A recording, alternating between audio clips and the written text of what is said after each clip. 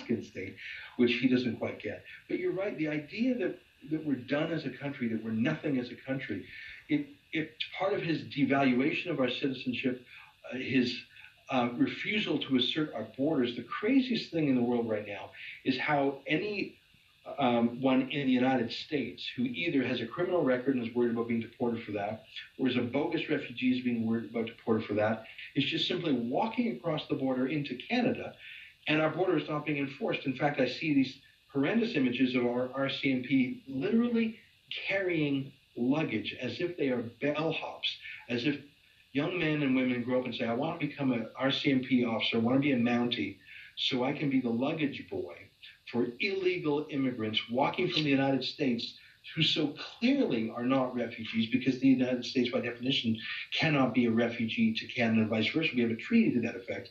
But we see stories of people flying to the United States specifically to come through this. We are the world's dope, the world's mark.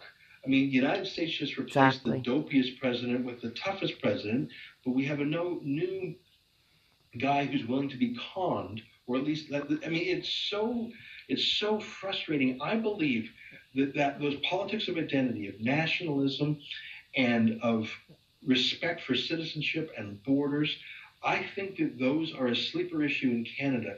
And I think that whatever goodwill there was for real refugees from Syria, and as I say, most of them weren't real, when you see images of young men simply walking across from New York State into Quebec, walking across from Minnesota or North Dakota into Manitoba and saying, I'm a refugee, that will burn up even most liberals' goodwill, because they'll say, you know what?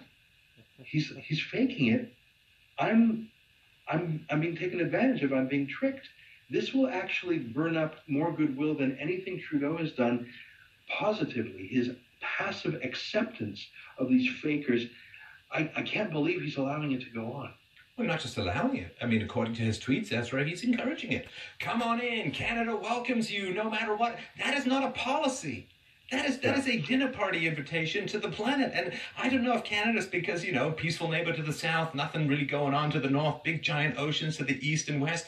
Have we just become so complacent in our ice castle that we forget that there's a world of monsters sometimes out there who will do people harm? If we completely lost the idea that sometimes defending your culture means that other people are less happy. I mean, we've got this antithetical allergy to any kind of assertiveness, to the point where, I mean, historically, cultures that lose the ability to assert themselves get walked all over. Exactly.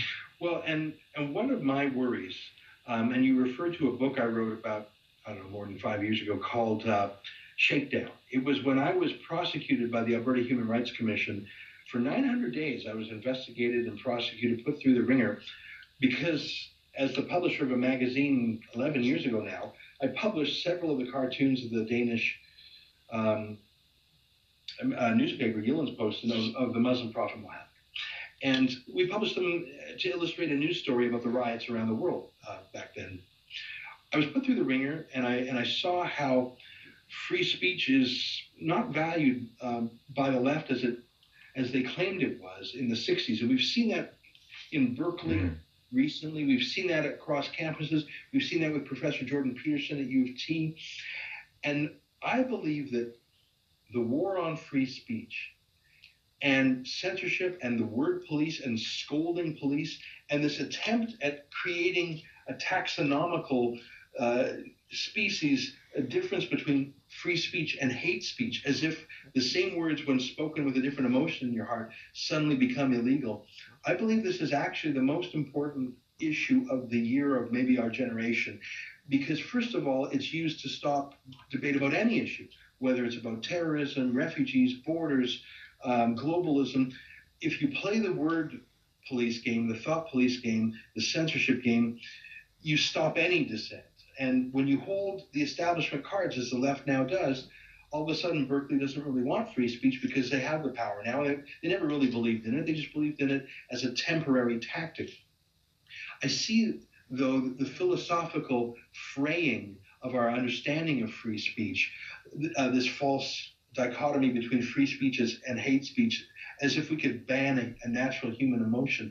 But I see it now coming through in legislation and I see in Canada the passage of the motion M103 to have a whole-of-government approach to eliminate Islamophobia. What does that mean, fear of Islam? How can you pass a law to eliminate fear of any ideology? I see this as a central issue, the censorship of words and ideas and thoughts, and I see it as a central characteristic of the leftist ideology in any country. I see it not so much in politics, I see it in politics, but I see it in corporate titans. I see it in Facebook and Twitter and Google. I see Eric Schmidt, the executive VP of Google, talking about a spell check for hate. Jesus. A spell check for hate.